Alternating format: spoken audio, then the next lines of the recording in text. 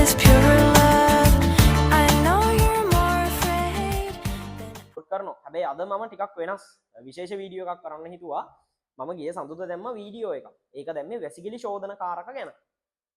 ඉතින් ඒ වැසිකිලි ශෝධන කාරක වීඩියෝ එක මම හිතුවට වඩා ගොඩක් වෛරල් ගියා. මිලියනයකට ආසන්න views ප්‍රමාණයක් ඒකේ ආවා. ඇත්තටම මට ඒකට සතුටුයි.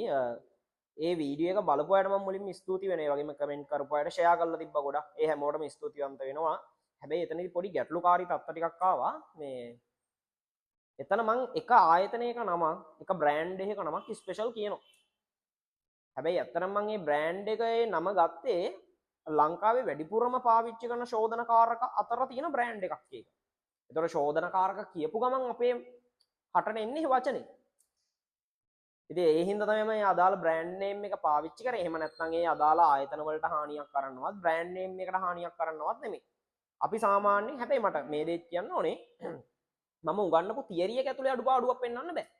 මොකද මම උගන්වපු තියරි එක තමයි gedara තියෙන වැසිකිළියට ශෝධනකාරක දැම්මොත් ඒ ශෝධනකාරක ගිහිල්ලා ගලි වලට එකතු වෙනවා. එතකොට ගලි වලේ ඉන්න ශුද්‍ර ජීවීන් මැරෙනවා.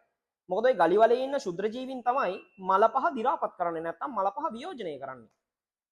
එතකොට ඔයා හිතන්නකෝ අපි මොනවා හරි ශෝධනකාරක දැම්ම කියලා. එතකොට ඒ ශෝධනකාරකින්ද ওই ගලි වලේ ඉන්න ශුද්‍ර ජීවීන් මැරෙන්න පුළුවන්. ඒක ඩේලි දැම්මොත් තමයි ගොඩක් වෙලාවට වෙන්නේ. ඉතින් මම කිව්වේ මොකද්ද?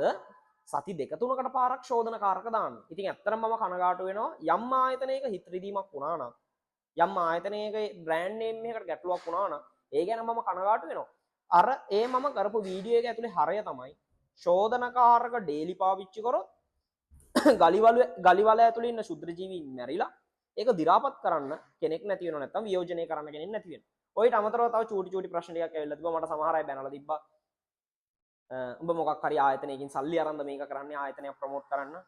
මම මුලින්ම කියන්න ඕන මේ එහෙම දෙයක් නෑ. මොකද කවුරුත් සල්ලි ගෙවලා ආයතනයක් ප්‍රොමෝට් කරන්න වීඩියෝ එකක් කරන්න කිව්වේ නෑ මට.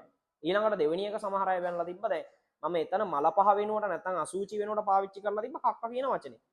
මම හිතනවා මම උගන්නන පැටර්න් එකට නම් කාටවත් මනින්න අයිතියක් නැහැ කියලා. දැන් උදාහරණයක් විදිහට මම ගත්තොත් සිංහල කරන ප්‍රසිද්ධ සර් කෙනෙක් ඉන්නවා නුගේගොඩ රොටරි එකේ තමයි ඒ සර් ක්ලාස් කරේ. කවුද අපේ පුල් ශාන්ත සන්නස් ගල සර්. ඉතින් සන්නස් ගල සර් කියපු ගමන් හැමෝම මුළු ලංකාවම දන්න ගොඩක් වෛරල් අංක එකේ සිංහල ගුරුවරයෙක්. දැන් දැකලා ඉතින් සමහරක් වෙලාවට ඒ සර් වීඩියෝ කරද්දී සමහරක් පොඩි කුණුහරුප කැලලක් දෙකක් දාලා ඕන තරම් වීඩියෝ කරනවා. හැබැයි මම ඒ සර්ගේ වීඩියෝ බලන්න හරි ආසයි. මොකද මේ උගන්වන එක මට නම් හොඳටම තේරෙනවා. ඒ සමහරක් වෙලාවට ඒ සර්ගේ වාග් විලාසය කියන්නේ මේ වචන විලාසයෙන් හින්දා වෙන්නත් පුළුවන්. ඉතින් මට කියන්න තියෙන්නේ මම උගන්වද්දී යම් යම් වචන දාලා හරි සමහරක් වෙලාවට මල පහ වෙනකොට කක්ක කියලා දාලා මේ කක්ක බෙට්ට හරිද?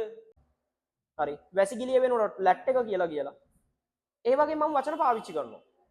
අපි ගනුදෙනු කරන්නේ 6 වසරේ ඉඳන් 11 වසරේ ළමයි එක්ක.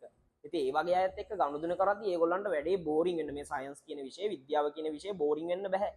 ඉතින් ඒ බෝරින් නොවෙන්න පන්තිය හිනාවෙන් පුරවලා තියන්න තමයි මේ දේවල් කරන්නේ. හරි මට මේ වීඩියෝ එකෙන් කියන්න ඕන දේ තමයි අන්තිමේටම කියන්න ඕන දේ තමයි මම උගන්වපු තියරි එක ඇතුලේ වැරද්දක් කියන්න බෑ. මොකද ශෝධනකාරකයක් වැසිකිළියට දැම්මම ඩේලි පාවිච්චි කරනකොට ශුද්‍ර ජීවීන් මැරිලා මල පහ වියෝජනය වෙන්නේ නැතුව ගලි වල මල පහ වලින් පිරෙන්න පුළුවන්.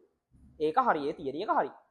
හැබැයි මෙතන මගේ අතින් වුණ පොඩි අතපසුවීමක් තියෙනවා. ඒ තමයි ලංකාවේ සාමාන්‍ය ශෝධනකාරක කිව්වම ඔළුවට එන බ්‍රෑන්ඩ් එකක නමක් පාවිච්චි කරපුවා. ඒ ගැන මම ඇත්තටම කනගාටු වෙනවා.